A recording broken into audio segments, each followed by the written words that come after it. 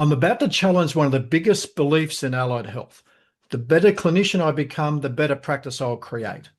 Now, recently I put that question to a room full of clinic owners at the Australian Physio and Private Practice Symposium.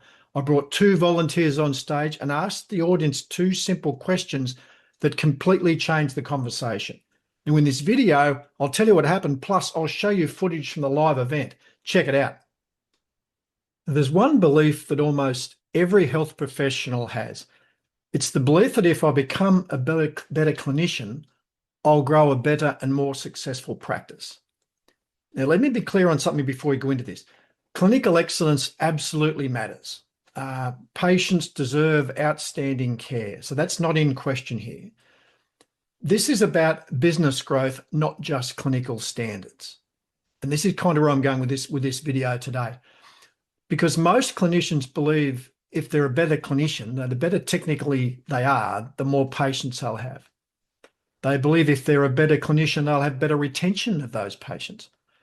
And if they're a better clinician, they'll have more referrals, because this is what we're taught at university and in our postgraduate education. And I believe this deserves to be challenged in our world, because we spent years improving our technical skills. We went to university for 3, 4, 5 years to learn our skill. We then, after graduating, we do more courses. We do more technique training. We get more qualifications. And we start to believe that technical excellence alone builds successful practice. However, clinical skills and great business skills are different things. This is what, in our world, in the world of practiceology, that's what we call the Cumberland curse. Now, I went to Cumberland College in Sydney, so this curse I named it after that. Now, the curse was that I was taught to believe that the better I was clinically, the more successful I would be as a clinician. Now, depending where you went to university, you name this curse after yourself, but we've all got it, we all graduate with it, and your team also graduate with it. The belief that clinical excellence will lead to success as a clinician and practice owner. Now, I was asked to speak recently at the Physiotherapy and Private Practice Symposium event on Queensland Gold Coast. And the session that I presented there was a summary of what I wish I knew about running a health practice when I first started 30 years ago. And I wanted to test this whole Cumberland curse thing straight away. So I invited 2 of the conference organisers onto the stage. Great friends of mine, Nick Schuster, you may know him from the Ultimate Physio, and Stephen King from Matt Technologies. I've worked heavily with these 2 guys over the years, and they put this amazing event on. Now, but I got them up on stage during this demonstration in my presentation, and I had one of them representing the best clinician in the world, and one of them representing what I called the village idiot. And when you see it, you'll get the idea. And I asked the audience then 2 simple questions. Question 1, is technical excellence a marketing advantage? So is technical excellence a market advantage? Is being great at what you do as a clinician a marketing advantage? And the second question, is technical excellence a patient retention advantage? 2 questions. Is technical excellence a marketing advantage, or is it a retention advantage? Now, before I show you the clip and the demonstration of what I did with these 2 great guys, what do you think? Do you think it's an advantage to be technically excellent, a marketing advantage, and is it a retention advantage? Write your answer down or think about it in your head. Now let me show you the footage from the live event and we'll see what you think afterwards. What I wish I knew, I'm going to challenge you a bit on this one. You don't have to be the best in the world, just the best in their world. You don't have to be the best in the world, just the best in their world. Roddy's on drugs. Can you see I've got this Cumberland curse in my head here? Let's do a demonstration. Now I'll see if I can convince you, or I'll just challenge you a bit on it. Can I have 2 volunteers from the audience?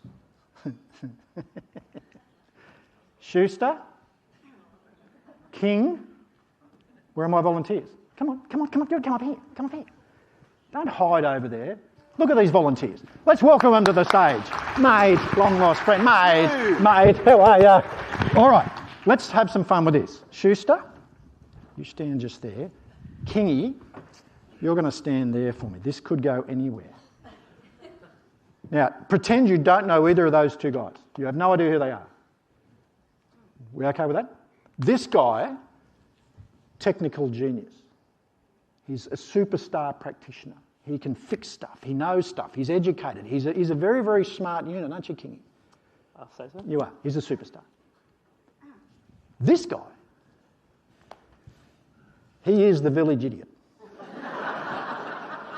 He doesn't know a gastroc from an Achilles. He's got no idea. But he flunked his way through uni. He's just got there through whatever. He's paid people to do his assignments. I don't know how he got there, but he's graduated. But he's an absolute clinical idiot. Are we okay? Absolutely. This is closer than we think, isn't it? It is. All right. Now the lesson here. Now I'm going to ask you a question, and I'm not going to do this slicko thing, but you're going to help me with something. Answer to this question: is technical excellence a marketing advantage? Is technical excellence a marketing advantage? Write your answer down. Is technical excellence a marketing advantage? We'll see how strong the Cumberland curse is, Kingy. Now I'm just putting it out there. Who wrote yes, marketing advantage? Who wrote no? Who doesn't care less and isn't even paying attention? All right. Is it a marketing advantage? Let's say I've been recruited or employed. These guys are in different practices, and I've been recruited as their marketing guru. I'm going to market their practices for them. I can tell you with 100% certainty, it is irrelevant to me as a marketer whether these guys are any good or not. This guy might have shitty people skills. He just can't hold the conversation. Even closer to the mark, isn't it, mate? It's very close. So we've got this guy who's technically good, but he just doesn't sort of click. But this guy over here, he's just got the gift of the gab. You can put a camera in front of him and he'd be really good. I could get him to read a script. We could AI to write a book for him on knee pain. He could write a book. He could even call it How to Be the Ultimate Physio. It's possible. He's positioning himself as the ultimate physio. Whether he's clinically any good or not Doesn't matter. is irrelevant. I can do Google ads about a knee pain package. Doesn't matter who they see. The patient doesn't know from a bar of soap who they're seeing. You're getting the idea? We want to say yeah, we want to say no, it's not. Oh yes, it is a marketing advantage, but under our Cumberland curse, and we went to uni and we've spent years at college and we've done courses, and now this guy's telling me it doesn't matter. I just want to challenge you that it's not as simple as clinical excellence. How's this one? We're mates, aren't we? Depends. Well, we were before we started this expedition. Is it a retention advantage? Is it a retention advantage to be clinically excellent? Is his clinical excellence a retention advantage? Will patients stick because he's clinically excellent? Will they leave because this guy's the village idiot? What do you think? Who thinks yes? Retention advantage? Who thinks no? Who's nervous about putting their hand up anymore? I'm just putting it out there. Now this guy, he might be clinically good, but he's grumpy a lot. He's got no bedside manner. He's just got nothing. Whereas this guy, close, isn't he? Yeah, it's very close. But this guy, we can leverage him. Shane talked about the experience. He could ring every new patient before they come in, and looking forward to seeing you tomorrow. He could ring them afterwards. He could really good emails. We can create, Winnie Word talked about, we can create packages that it doesn't matter which one of these two guys they see. The package is the star, not the therapist. Your job is to do exactly that. Does that make sense? Have I just landed anything in your heads? Hopefully that just makes you don't want to think about it, but it's true. You can market anything. Well done, boys. Look, and welcome on. That's great, boys. Will they talk to me again after that? I don't really know. But anyway, we'll see how it goes. All right. As you can see, that was a lot of fun, but it proved some valuable points. This Cumberland curse, this whole idea of technical excellence being a marketing advantage or retention advantage, makes a lot of clinicians very uncomfortable. Now why wouldn't it? We've spent years at university Then we spent countless weekends at postgrad technical excellence courses to become better therapists. And here I'm standing up on stage telling you that, well, maybe it's not that important. That's not what this is about. Technical excellence is essential. This isn't an anti-clinical excellence talk. Technical competence is beautifully and needed and essential. The point is, and the point I'm trying to make is, technical excellence alone does not create a successful practice. Now think about it. Patients can't really accurately judge technical excellence, but they can judge trust. They can judge confidence, or how confident you are or appear to be as a therapist. They can judge communication, feeling understood as a patient. They can judge clear explanations, a structured plan. They can judge follow-up. They can judge consistency, overall patient experience. They can judge all those things. And there's an expression I like, and I talk about it earlier in that presentation, that people don't care how much you know until they know how much you care.